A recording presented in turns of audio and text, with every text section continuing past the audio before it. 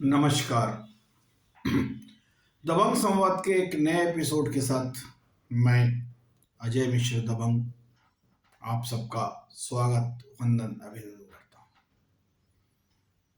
आज एक बहुत ही गंभीर विषय को लेकर आपके सामने आने का मन किया। मन बहुत दिनों से था, लेकिन समय की अपनी बाध्यताएं हैं, काम कुछ विलंबित हो जाते हैं।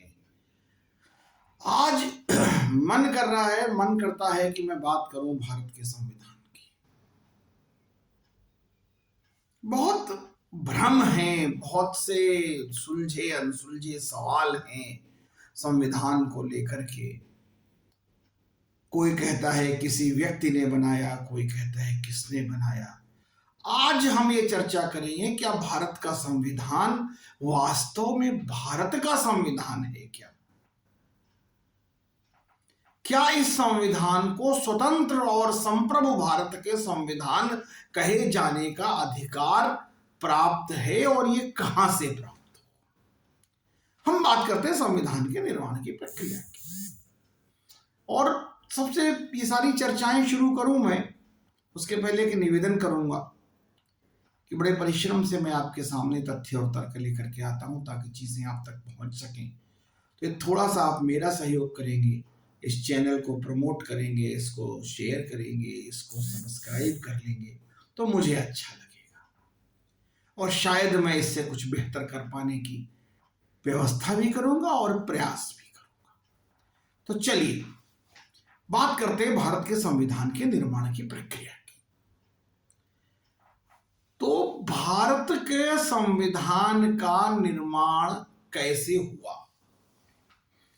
मान्यवर 4 मार्च 1946 को, तारीख ध्यान दीजिएगा जो मैं बोल रहा हूं, 4 मार्च 1946 को इंग्लैंड के सम्राट किंग जॉर्ज फिफ्थ, सम्राट जॉर्ज पंचम के आदेश पर एक कैबिनेट मिशन भारत आया, जिसका उद्देश्य था भारत के लिए संविधान का निर्माण। मतलब किसके आदेश पर और किसको न बनाने आया? किंग जॉर्ज पंचम के आदेश पर 4 मार्च 1946 को कैबिनेट मिशन आया, जिसके 3 सदस्य थे, जिनमें से एक थे लॉर्ड पैथिक लॉरेंस, दूसरे थे सर स्टेफर्ड क्रिप्स और तीसरे थे एवी अलेक्जेंडर। ये 3 सदस्य प्रतिनिधिमंडल, जिसको कैबिनेट मिशन योजना कहा जाता है, इंग्लैंड की सरकार की, इंग्लैंड के सम्राट ने भारत में भेजी, जिसका उद्देश्य था भारत के लिए संविधान सभा का गठन करना, दूसरा उद्देश्य था भारत का विभाजन करना, तीसरा उद्देश्य था संविधान के सभा के सदस्यों का सिलेक्शन करना, चौथा उद्देश्य था कि भारत को, जिसे कि हम इंडिया वो क्या कहते हैं कि 1935 का भारत शासन अधिनियम कहते थे, उसको संविधान के रूप में प्रस्तावित कर दिया। तो अब बात है कि जब तथाकथित जिस आजादी की आप बात करते हैं, जो 15 अगस्त 1947 की मध्यरात्रि में आप कहते हैं कि ये देश आजाद हुआ, तो 4 मार्च 1946 को भारत की संविधान सभा के गठन का अधिकार अंग्रेज सरकार को किसने दिया? एक नंबर, जब अंग्रेज सरकार ने उस संविधान सभा का गठन कर दिया, जिसमें कि 292 सदस्य ब्रिटिश प्रांतों से चुने गए, 4 कमिश्नरेट से चुने गए और 93 रियासतों के मेंबर थे। और सबसे आनंद की बात यह है, आनंद की नहीं चिंता की बात यह है कि इन सारे सदस्यों में से एक भी सदस्य का चुनाव भारत की जनता ने नहीं किया था। भारत की जनता का कोई हस्तक्षेप इस संविधान सभा के गठन में नहीं था। इस संविधान सभा के गठन का पूरा काम ब्रिटिश सरकार की देखरेख में ब्रिटिश सरकार के द्वारा चुने हुए लोगों के द्वारा किया गया। और किया क्या गया आप सबको मालूम है, 70% हिस्सा जो गवर्नमेंट ऑफ इंडिया एक्ट 1935 है, 1935 का भारत शासन अधिनियम, पूरा का पूरा as it is copy paste कर दिया गया। जहां जहां उसमें वायसरॉय लिखा हुआ था उसको फाइंड एंड रिप्लेस किया गया किससे? प्रेसिडेंट ऑफ इंडिया से। जहां कमिश्नरेट था उसको यूनियन टेरिटरी कर दिया। जहां प्रोविंस लिखा हुआ था प्रोविंस की जगह आपने क्या किया? स्टेट लिख दिया। That's all. इसके अलावा कोई परिवर्तन नहीं किया गया। वही अंग्रेजों के बनाए हुए दमनकारी शोषणकारी कानून जो कि 1935 के गवर्नमेंट ऑफ इंडिया एक्ट में लिखे हुए थे, एज इट इज भारत के संविधान में कॉपी पेस्ट कर दिए गए। और इस पूरी कॉपी पेस्ट की प्रक्रिया में कितना समय लगा आप जानते हैं? 2 वर्ष 11 महीने और 18 दिन। 2 वर्ष 11 महीने और 18 दिन की कवायद की गई उन 299 मेंबरान के द्वारा जो कि ब्रिटिश सरकार के पेरोल पर पल रहे थे। 6.5 करोड़ के लगभग रुपया खर्च कर दिया गया। 6.5 करोड़ रुपया। आप सोचिए 1946 में जब 18 रुपए 10 पैसे का 1 तोला सोना मिलता हो तब 6.5 करोड़ रुपए की हैसियत क्या होगी। वो धन इस कॉपी पेस्ट की प्रक्रिया के ऊपर बर्बाद कर दिया गया। और 1935 के गवर्नमेंट ऑफ इंडिया एक्ट को भारत के संविधान का खोल उड़ाकर मुलम्मा चढ़ाकर आपको सौंप दिया गया 26 नवंबर 1949 और 26 जनवरी 1950 को पूरी तरीके से इस संविधान को इस देश के ऊपर लागू कर दिया गया। अब आप एक प्रश्न और खड़ा होता है,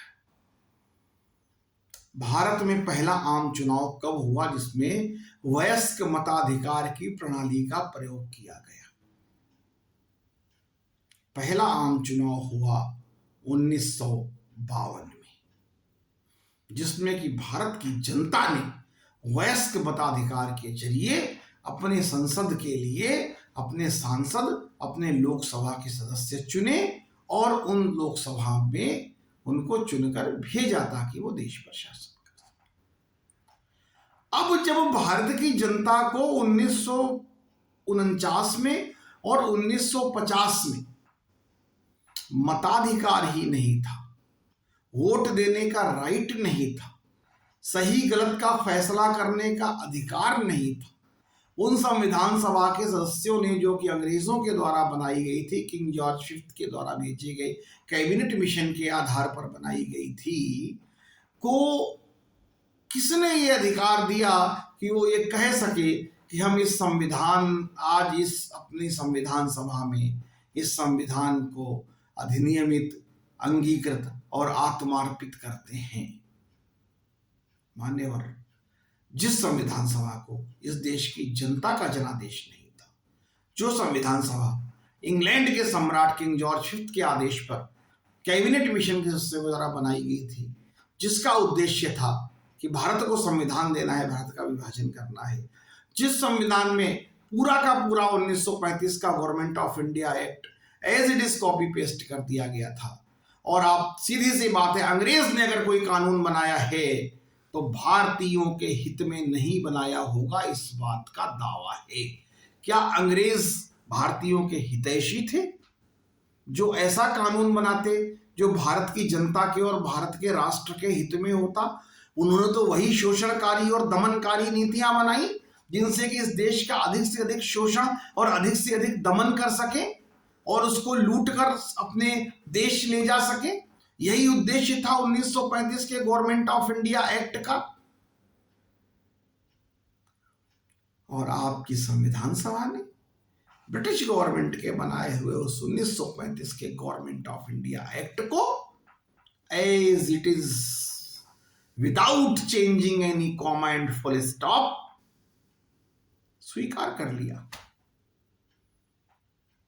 अब आप तय करें ये संविधान जो कैबिनेट मिशन के निर्देश में अंग्रेजों द्वारा चुनी गई संविधान सभा के आधार पर जिस संविधान सभा को भारत की जनता ने नहीं चुना था, बिना वयस्क मताधिकार के चुनाव के एक संविधान सभा ने इस 1935 के गवर्नमेंट ऑफ इंडिया एक्ट को कॉपी पेस्ट करके संविधान का मुलम्मा और खोल चढ़ा करके बनाया, अधिनियमित अंगीकृत आत्मार्पित कर लिया, और उसके बाद 1952 में चुनाव हुआ और उसके ऊपर थोप दिया। तो क्या यह संविधान भारत का संविधान कहे जाने के लायक है? यदि हां तो ठीक है, और यदि नहीं तो क्या इस संविधान की एक एक धारा पर, एक एक अनुच्छेद पर, एक एक पंक्ति पर भारत की जनता का कंसेंट लिया जाना, भारत की जनता का आदेश लिया जाना आवश्यक नहीं है? जब तक भारत की जनता वयस्क मताधिकार से इस संविधान के एक एक अनुच्छेद को, एक एक धारा को पारित न कर दे, तब तक ये संविधान क्या भारत का संविधान कहे जाने के लायक होगा? प्रश्न बहुत बड़ा है और इस प्रश्न को दूर तक जाना चाहिए, इस देश के सत्ताधीशों तक जाना चाहिए, इस देश की लोकतांत्रिक व्यवस्था में लोकतंत्र के लोक को, गणतंत्र के गण को और जनतंत्र के जन को समझना पड़ेगा, ताकि हमें जो लोकतंत्र में लोकतांत्रिक अधिकार मिला हुआ है उसको हम प्रयोग करें। एक एक धारा, एक एक अनुच्छेद, एक एक पंक्ति पर जब देश की जनता अपना निर्णय दे, तब जाकर के हम ये सोचे कि ये संविधान वास्तव में हमारा संविधान है। इसे किसी अंग्रेज ने नहीं बनाया, इसे किसी जॉर्ज पंचुम के आदेश पर भेजे गए कैबिनेट मिशन और उसके आदेश पर बनी हुई संविधान सभा, जिसको कि इस देश की जनता ने वयस्क मताधिकार से नहीं चुना था, उसने नहीं बनाया। तो अतः अब एक नई व्यवस्था हो जिसमें इस देश के वयस्क मताधिकार से चुनी हुई एक संविधान सभा आए, जो संविधान की विवेचना करे, प्रस्तावना करे और पुनर्लेखन कर उसको देश को सौंपे, ताकि हमें हमारा संविधान प्राप्त हो सके और अंग्रेजों के बनाए हुए संविधान में जो कुछ गलती गड़बड़ी है उसमें संशोधन किया जा सके, उसको ठीक किया जा सके। इसी आशा के साथ पुनः आपसे भेंट की आशा लिए हुए मिलने की उम्मीद करता हूँ। जय श्री राम, नमस्कार, बहुत बहुत धन्यवाद।